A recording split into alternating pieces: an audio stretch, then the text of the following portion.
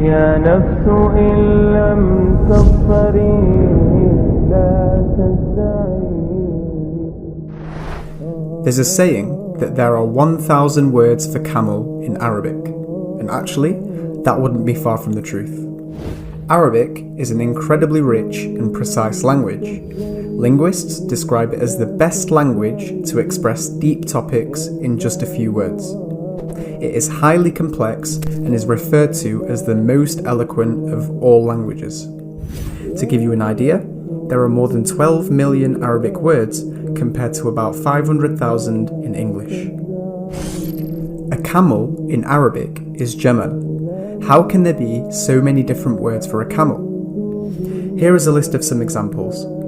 Look at how much description each name carries. For example, Al-Nahus is a female camel that doesn't allow itself to be milked, or Al-Ash'al, which is a white camel that has a different coloured tail. Instead of using more words to add description, Arabic words contain many descriptions and meanings within. In Arabic, there are more than 10 different variations for love. You don't just say, I love this or I love that. There are different types of love. For example, mawadda is a strong type of love. It is a love of tenderness and compassion to the point where you would sacrifice something from yourself for the happiness of the other. Can you see how just one word captures such a deep description? The Islamic greeting, Assalamu alaikum, isn't just the Arabic way of saying hello.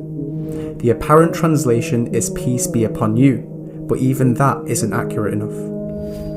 Whenever anyone says Assalamu alaikum, it actually means may Allah's peace be with you, may He grant you prosperity, may He grant you wholeness and completeness, may you lack nothing and have everything you need to be successful. All of that in 2 words.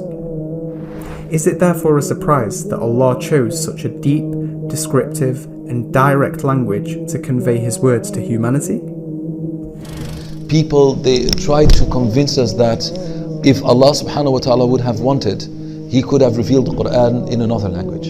And this is not true. The Quran has been revealed in Arabic for a reason. And it's because it was the only language which is rich enough to tell us what Allah subhanahu wa ta'ala means and what Allah subhanahu wa ta'ala wants to say.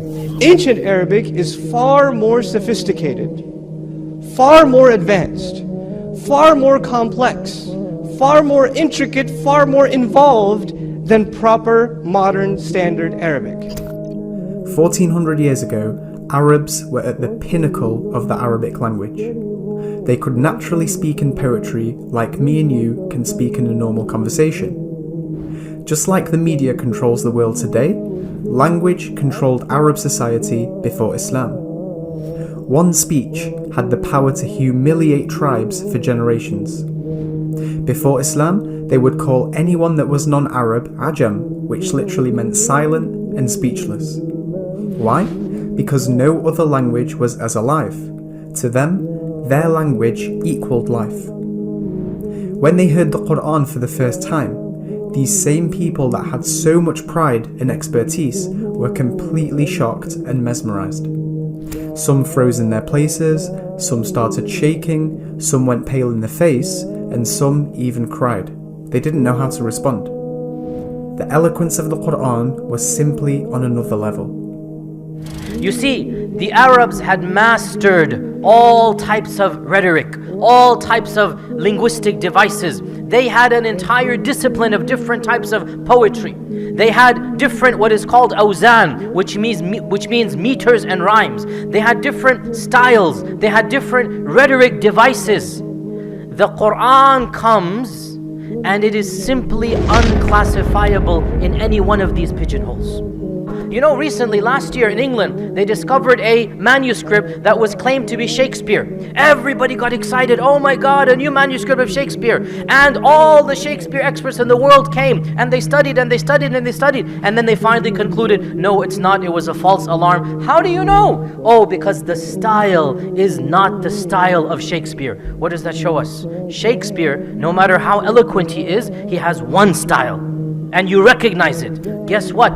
What is the style of the Quran? You cannot classify it. You cannot classify it. It is beyond human categorization. Each surah, each verse is unique. Its rhythm is clear, it's resounding, but it is not classifiable. There are many verses in the Quran that explain why it came down in Arabic.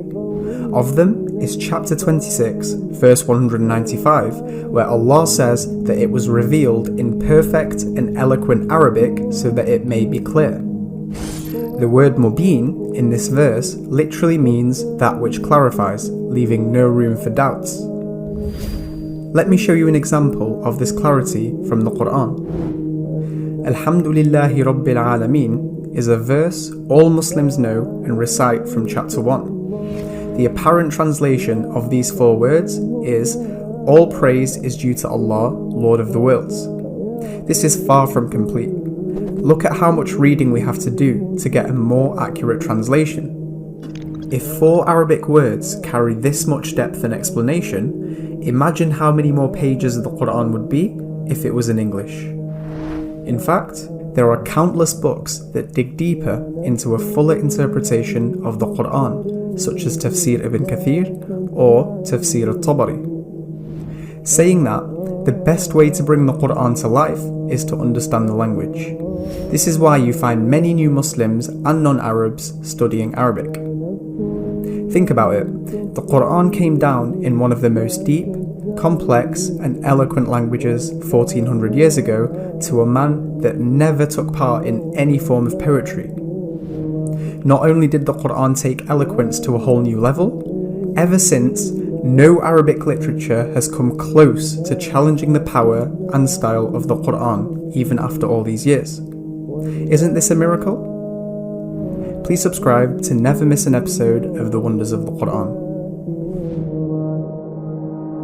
وإذا تأخر مطلب فلربما